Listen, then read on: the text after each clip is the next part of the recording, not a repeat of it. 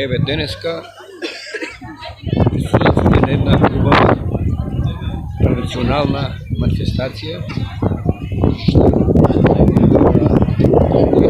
која за жал беше некој време заборавена. Еве со овие денешни денови гледаме дека присуствува целото население, тоа беше движење, даде епитет на денешниот празник Бадник, односно денот пред кога се очекува Исус да се роди. Посебно сакам да напомнам ова место, дека еве видите и таа порака што ќе ја дадам ја до докторката Лидија Димовска од Институт за јавно здравје, која направи една голема штета, која го уринираше Марешевскиот крај по хигиената, по чистиот воздух, а фактички она си го даде своето мислење кое не знаеме од кое е намерачено, од кое е нарачено, али фактично он си го фекализираше својот авторитет јавен за да каже нешто што не е во реалноста, што не е во постојање.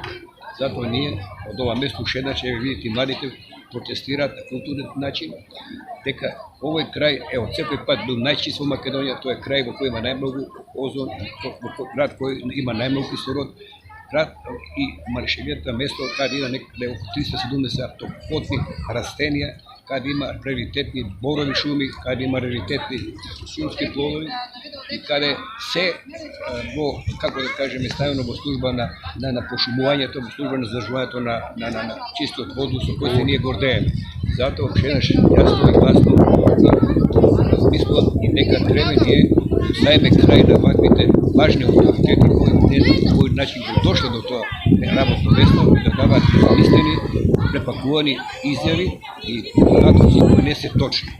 Затоа уште еднаш апелирам до сите онаа граѓани да го посетат нашиот Бишевски крај, најчистиот крај и воедно ние во секое време сме добри домаќини, во секое време сме нај докажани до сега во досегашната пракса и затоа апелираме да дојдат на божичните празници, па и за другите празници. Веруваме секој пат ќе биде добредојдено место за сите наши љубители на Марешевијата. Деновиве излезе една спекулација дека Берово наводно бил најзагаден град.